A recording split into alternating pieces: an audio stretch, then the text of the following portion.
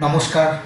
আমরা উপস্থিত হয়েছি শ্রীমৎ স্বামী পরমানন্দ মহারাজজির জীবন ও বাণী সংক্রান্ত আরও একটি নতুন ভিডিও নিয়ে। 12ই নভেম্বর 1985 সাল মঙ্গলবার সকালবেলা যথাসময়ে গুরুদেব দর্শন দিয়ে আসন গ্রহণ করলেন। ভক্ত দর্শনার্থীরা একে একে প্রণাম করে নিল এবং প্রসাদী নাড়ু নিল। সেই সময় একটা কুকুর দৌড়ে চলে আসলো। শ্রীমৎ স্বামী বললেন, দেখলে, সবাইকে দেওয়ার সঙ্গে সঙ্গে ও ছুটে চলে আসলো। জানো তো, চতুষ্পদ প্রাণীর মধ্যে হরাইজেন্টালি টেলিপ্যাথি খুব দ্রুত ঘটে। নাড়ু পেতেই ওটাকে সঙ্গে সঙ্গে খবর পাঠালো, আরও ছুটে চলে আসলো। এখানে আগে গোষ্ঠমী নামে এক কুকুর ছিল। ও ছিল মহাচতুর। খাবার ঢেকে ইট চাপা দেয়া থাকলেও ওই খাবার খেয়ে দিত। আবার যেমনটি ছিল তেমনটি ভাবে সেই ইট চাপা দিয়ে রেখে দিতে পারত। যার খাবার সে ছুটে এসে সরিয়ে দেখত সব পরিষ্কার। এই সময় একজন জনৈক জমিদার তার স্ত্রী, পুত্র, নাতি সহ বোধহয় আজ প্রথমবার এখানে এসেছেন।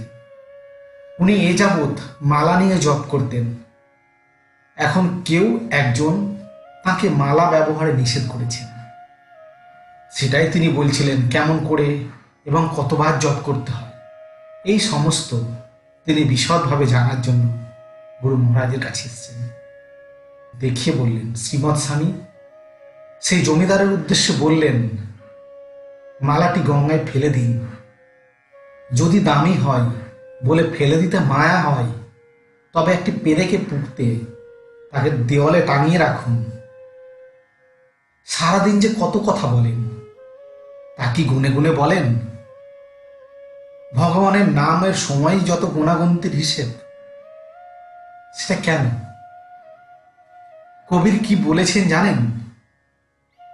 বলেছেন, মালা জপে শালা, কর জপে ভাই, মনমান জো জপে বলিহারি যায়। এই কথা শুনে জমিদার যেন চুপসে গেলেন। এই সময় রমেন বাবু বললেন, গুরুজি, আপনার সেই কাহিনীটি বলায় সবাই খুব মজা পেয়েছিল। শ্রীমৎ স্বামী বললেন, কোনটি?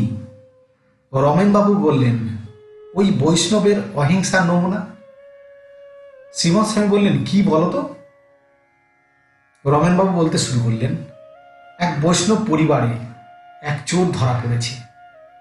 বাড়ির কর্তা তখন দোতলায় বসে মালা জপ করছেন, আর নিচে ওর ছেলেরা চোরটাকে ধরার পরে বেদম পেটাচ্ছে এবং তাদের মারে। চোরটির মহা আস্ফালন করছে, চেঁচামেচি করছে, হইচই হচ্ছে। কর্তা চঞ্চল হয়ে জিজ্ঞাসা করলেন, ব্যাপার কি? তার ছেলেরা সমস্ত কিছু বলল। এসব শুনে তিনি স্নিগ্ধ গলায় বললেন, আহা, কৃষ্ণের জীব এত মারধর কেন? তার থেকে এক কাজ করো, ওকে বস্তায় পুরে দরকার হলে দু একটা পাথর বেঁধে আলতোভাবে জলে ছেড়ে দাও। এই তো তার অহিংসার নমুনা। কথা শুনে সবাই হো হো করে হেসে উঠল। এবার শ্রীমৎ স্বামী বলতে শুরু করলেন, ওই হারকিপ্টের গল্পটা জানো? তাহলে শোনো। এক হারকিপ্টের মনে হঠাৎ বিলাসিতার উদয় হলো। তার ইচ্ছে হলো শরবত খাবে। অনেক ভেবে চিনতে সে তখন এক অভিনব উপায় বার করল। ডান হাতে তার জলের গ্লাস আর বাম হাতে একখানা বাতাসা। বাতাসার ছায়া জলে পড়েছে, আর সে চুমুক লাগিয়ে মহা তৃপ্তিতে খাচ্ছে আর বলছে, আহ। শ্রীমৎ স্বামী একটু থেমে আবার বলতে শুরু করলেন, বৃন্দাবনে দেখলাম যাদবানন্দ স্বামীকে আরতি করছিলেন। আমি পিছনে দাঁড়িয়ে পঞ্চপ্রদীপ, শঙ্খ এই সমস্ত নিয়ে আরতি করছেন। নানা মুখাভঙ্গি করে মূর্তির বুকে, কপালে একবার ঠুকছেন, আর শেষে যেন অভিমান করে সেই শঙ্খ প্রদীপকে ঠকাস করে মেঝেতে রাখছেন। আরতি শেষ হতে জিজ্ঞাসা করলাম, এরকম কেন করা হচ্ছে? শান্ত মধুর কণ্ঠে তিনি বললেন, করলে বা ক্ষতি কি? এই উত্তর আমাকে নির্বাক করে দিল। এই সময় একজন দর্শনার্থী জিজ্ঞাসা করলেন, মহারাজ, কাঠিয়াদাস বাবাজির জীবন সম্বন্ধে জানার আগ্রহ আছে, যদি একটু জানান। এবার শ্রীমৎ স্বামী বললেন, একটা ঘটনা বলি, শোনো। কাঠিয়াদাস বাবাজি এক জায়গায় ডেরা বাঁধলেন। অনেক সন্ত সেখানে থাকতে লাগলেন। নিবেদিত ভোজ্য ও প্রণামীর অর্থ সবাই পেতে থাকলেন। কিছুদিন পর ওই সন্তদের মধ্যে কয়েকজন ভাবলেন, ভালোই তো হচ্ছে, দ্বিতীয় আর একটা ডেরা বাঁধলে কেমন হয়। যেমন ভাবনা তেমন কাজ। সেই মতো তারা আর একটা ডেরা বাঁধলেন। যারা বাবাজির ডেরা ছেড়ে চলে যাচ্ছেন, বাবাজি তাদের বললেন, তোমাদের ইচ্ছে হয় তোমরা করো, তোমরা যাও, আমি এখানেই আছি। দেখা গেল দ্বিতীয় ডেরায় কেউ যায় না, সবাই আসে কাঠিয়াদাস বাবাজির কাছে। ফলে কয়েকদিন পর দ্বিতীয় ডেরা তুলে দিয়ে আবার সবাই একত্রিত হয়ে ফিরে আসলেন। কাঠিয়াদাস বাবাজির কথার কত মাধুর্য দেখো। এইবার নকাকাদের শ্রদ্ধেয়া বড়মা ভবতারিণী দেবীর সারল্য নিয়ে কথা উঠল। শ্রীমৎ স্বামী বললেন, পুজোর পর আমি বুড়ো মাকে প্রণাম করার জন্য তার ঘরে ঢুকলাম। উনি তখন খাটে শুয়েছিলেন, চোখে দেখতে পান না বললেই চলে। মনে করলেন বাড়ির কেউ। বললেন, মঞ্জু, নে এটা গন্ত। আমি টাকাগুলো হাতে নিয়ে গুনলাম। জিজ্ঞাসা করলেন, কত হলো? বললাম 25 টাকা। তিনি বললেন, না, 26 টাকা হবে। 7টা তো? বলি, হ্যাঁ। ঠিক আছে, 25 টাকা।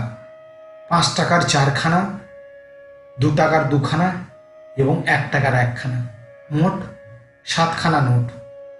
বুড়ো মা এখনো টাকা চেনেন না, সংখ্যা মনে রাখেন। কথা শুনে এবার আমায় চিনলেন। বললেন, কে? রবিন? বললাম, দেখো তো, আমায় দিয়ে তুমি টাকাও গনালে। তিনি বললেন, তা কি হয়েছে? এই বলে তিনি হাতরে কতগুলি মিষ্টি বার করে আমার মুখে ঠুসে দিলেন। এবার শ্রীমৎ স্বামীয়া বললেন, আচ্ছা বলো তো, টাকা গুনতে কারোর ভালো লাগে? এই সময় সকৌতুকে চক্রবর্তী বললেন, আগে ভালোই বললেন, টাকার মতো জিনিস আছে? একই টাকা কতবার গুনতে তবু আনন্দ। আবার যদি কাঁচা টাকা হয়, প্রতিবার রাখতে গিয়ে ঠং করে আওয়াজ হয়, তবে আরো পুলক দিতে থাকে। এই বলে সবাই হেসে উঠল। এই সময় স্বামী তপেশ্বরানন্দ বললেন, ওখানকার এক সাধু ভিক্ষা করতে গিয়ে কতগুলি টাকা পেয়েছিল। ডেরায় ফেরার পথে গান ধরলেন, টাকা ভালো লাগে না। এবার সবাই আবার মৃদু হাসলেন। এই সময় শ্রীমৎ স্বামী বললেন, একদিন আমায় একজন বলল, হয় খোদাকে দিন, নয় খোদার ভাইকে দিন। বললাম, খোদার ভাই বা কে? তিনি বললেন, কেন, টাকা? এই সময় আরেকজন জিজ্ঞাসা করলেন, গুরুদেব, কুম্ভ মেলা সম্বন্ধে একটু বলবেন? শ্রীমৎ স্বামী বলতে শুরু করলেন, ধন্বন্তরী অমৃত কুম্ভ নিয়ে দৌড়াতে লাগলেন, আর অসুররা তাকে তাড়া করতে শুরু করেছে। এই দৌড়াবার সময় নাসিক, উজ্জয়িনী ও হরিদ্বারে খানিকটা অমৃত ছলাৎ ছলাৎ করে পড়ে গেল। তাই ওই সব স্থানে হয় কুম্ভ। পূর্ণ কুম্ভটি রাখা হয়েছিল এলাহাবাদে, তাই সেখানে হয় পূর্ণ কুম্ভ মেলা। এই সময় রমেনবাবু আবার বললেন, গুরুজি, আমিষ খাওয়া নিয়ে বিহার, উত্তরপ্রদেশে বড় বিচার। শ্রীমৎ স্বামী বললেন, হ্যাঁ, সাধারণের কথা ছাড়ো, ওই নিয়ে সাধুদের মধ্যেও নানা বিরূপ মন্তব্য হয়। স্বামী বিবেকানন্দ কায়েতের ছেলে, মাছ মাছলি খেতেন, এমন কথাও শুনতে হয়েছে।